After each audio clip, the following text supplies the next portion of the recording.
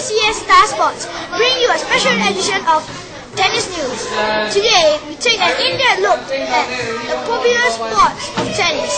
We'll explore its origins, rules, tournaments, and famous personalities. To start off, we will go over to Nicholas, who will tell us how tennis came about. Over to you, Nicholas. I was going to say over. Thanks, Ryan. It is commonly believed that tennis was invented by the French monks who lived around the 11th century. Tennis is said to come from the French word tenez, meaning to take, which the French monks would yell as they served the ball with their hand. It was an Englishman, Major Walter Winfield, who invented lawn tennis in 1873. The early games were played on an hourglass-shaped court, wider at the baselines and narrower at the net. From there, tennis then spread to the USA by Mary Ewing Arthur Rich, who was introduced to the game by a friend of Major Winfield. Tennis was introduced as an Olympic event in 1896. It was contested every Olympics until 1924, and then it was dropped from the games. It returned to the Olympics in 1988. Back to you, Ryan.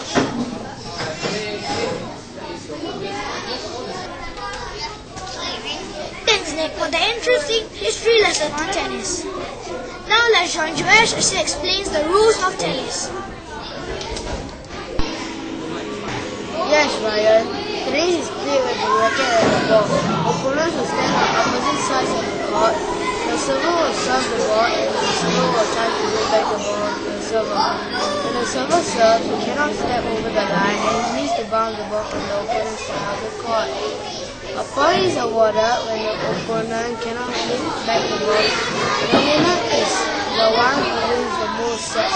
The player needs a minimum of 4 points to win one set. Back to you, Ryan. Okay. And that was Joash telling us how tennis is played. Over the years, the equipment has changed. Let's go over to Benjamin, who will tell us something about the equipment used in tennis. Let's start with the racket. The frame of rackets was traditionally made of wood and the strings were made of animal intestine.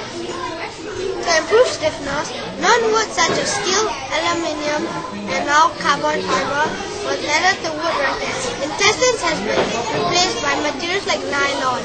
Now for a tennis ball. Modern tennis balls are made from rubber mixed with over 14 chemicals to get the proper bounce. The most expensive ingredient in the ball is the felt, which is adjusted in various ways to produce different properties. Over to you, Ryan. Thank you, Benjamin. Imagine using materials that were once alive. Until we don't use animal intestines anymore, tennis can be found in about every country. Let's find out about some more well-known tournaments and personalities from Michael. Thank you, Ryan. I am now standing in the famous Wimbledon Stadium in London, where the Wimbledon tournament is played in June or July every year. It is one of the 4 major tournaments around the world, which includes the US Open, the Australian Open, and the French Open. Winning all 4 major in a year is known as a Grand Slam. An 8-year-old Roger Federer, who was born in Switzerland and has now been the first person to win Griffith's Grand Slam title, who puts him in first place in the ATP ranking. He also won a gold in the Beijing 2008 doubles. Rafael Nadal was under 16 years old when he became a pro and won a tournament.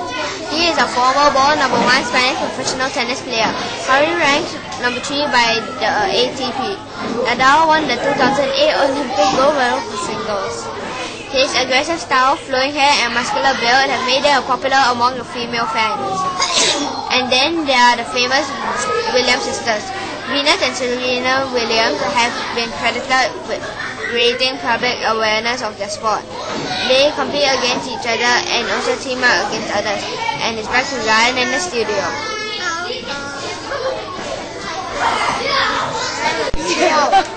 Thanks, Michael. There you have it.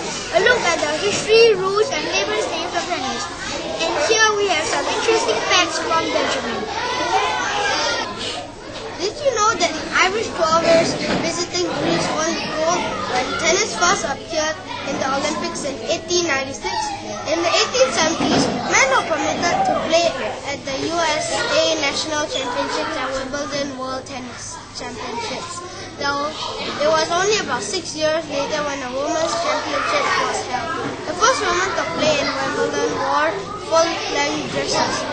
Wimbledon is the only major tennis tournament still played on grass. Steffi Graf and Andrea Agassi are the first married couple to have won both the men's and the women's singles Wimbledon championships.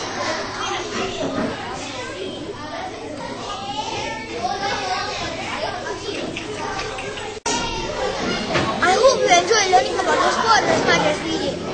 I'm Riley from ACS Star Sports. See you next week. We take a look at the Youth Olympic 2010 hosted by Singapore. Same time, same channel.